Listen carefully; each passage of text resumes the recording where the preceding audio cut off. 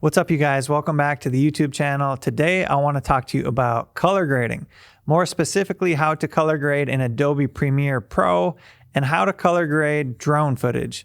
Now, this advice applies to any kind of color grading, but we're specifically going to dig in on how to color grade drone footage today. A little tutorial, tips and tricks, if you will, some things I've learned along the way, making errors, messing up, and I just hope to pass a few of those things along to you. First, let's hop into Adobe Premiere Pro, get open some drone footage, and get to getting some of those salty colors on there. Putting color on your video brings it to life. It sets the mood, it sets the vibe for the tone or whatever you want it to be. You want it to feel eerie, you want it to feel happy, you want it to feel cold, you want it to feel warm. You can make it whatever you want. Let's hop into Adobe Premiere Pro. I've dragged my clip onto the timeline here.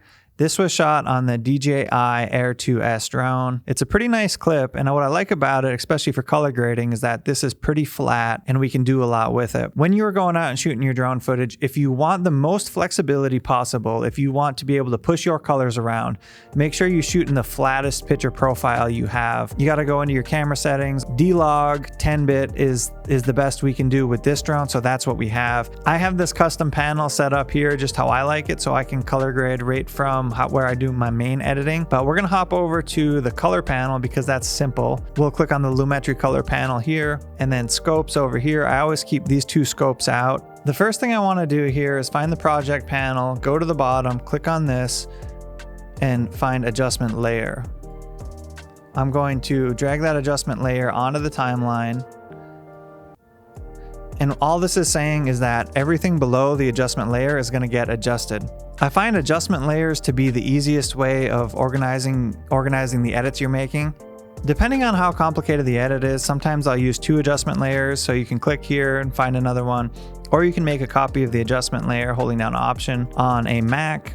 I will use my first adjustment layer as a way to get this to a base grade. So I'm gonna go through the basic correction panel under Lumetri color. And if you shoot flat, you basically just need to add in contrast and saturation to get it back to whatever kind of color space you want it in. I keep my Lumetri scopes open as I do this so I can see how much I'm impacting the clips. I'm gonna add in some contrast, a little bit of saturation.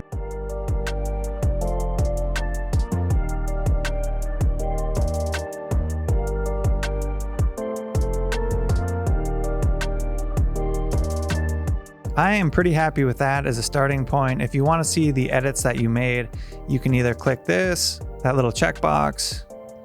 You can see that clip just kind of came to life. Another way you can do it is to click on this eyeball over here. That's why it's good to edit in adjustment layers, is because you have checks and balances to see what's on your clip, what's not on your clip. And it's just a really easy visual way to do it. This is a good base grade. From here, we're going to get a little fancy, and that's why we're going to go up to a second adjustment layer. And that second adjustment layer is basically, let's make it fancy. I'm not going to do much to the basic correction because I've already done that. In the creative panel, you can do some stuff in here. This is where you would go if you wanted to look up a LUT.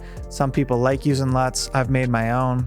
They're relatively easy to make, or you can buy them, but I'm not going to use a LUT for today. We're just going to grade this on our own. And when we're done, you can even save it if you like it as a LUT for later, which is a really good way to kind of speed up your workflow. I'm actually not going to do much in the creative panel, although sometimes I would.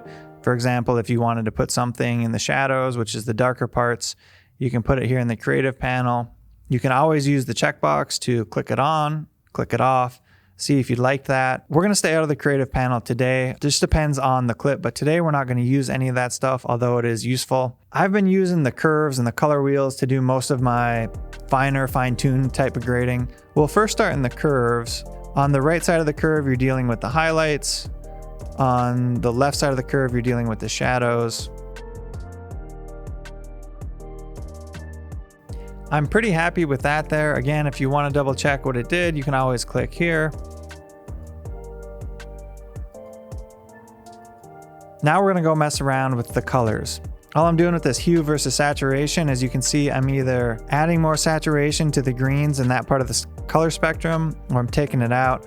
A lot of times I will desaturate greens just a little bit, maybe add a little saturation to the browns and the reds, and I really like that. I'm just trying to get these fall colors to look fall, moody, cinematic. And then down in the hue sliders, we can change the colors around even further if we like. I'm actually really liking where this is at right now. With a little more tweaking, I think it's right there. And again, as always, We can see what that does there. When you go hue versus hue, a little bit goes a long way. Watch this. And I actually really like this. We're just bringing these colors to like a little more neutral, earthy. See what that did there? You can particularly see it down here in the trees. And I'm really liking where we're at right now. Watch how this is just going to bring a little more color into the sky.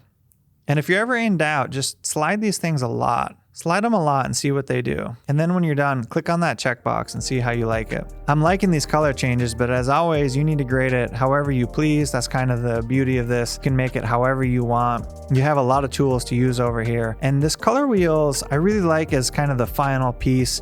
Sometimes I'll put just a little bit of color in the shadows or a little bit of color in the highlights or the midtones. I'm not gonna mess with it much today. I really like where I'm at right now.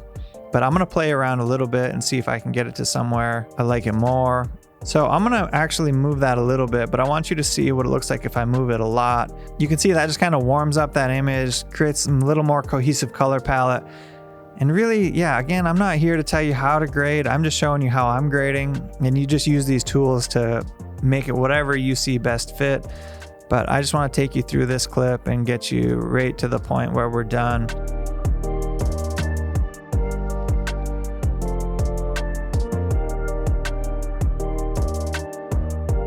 So individually, let's just go and watch what those corrections did.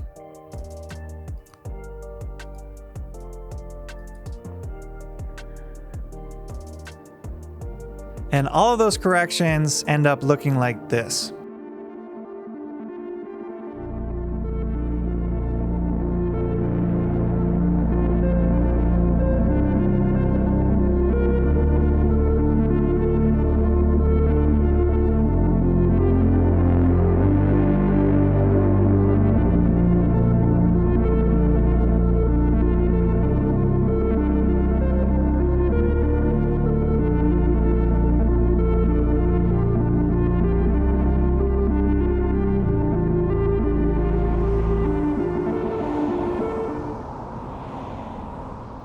I hope you enjoyed that little Premiere color grading tutorial. Colors are fun, they set the mood, they set the vibe.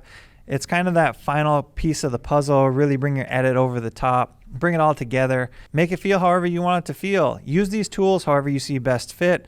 Subscribe to the channel if you're not already. Giving the video a thumbs up helps a lot if this helped you out. I'll catch you back here for the next one.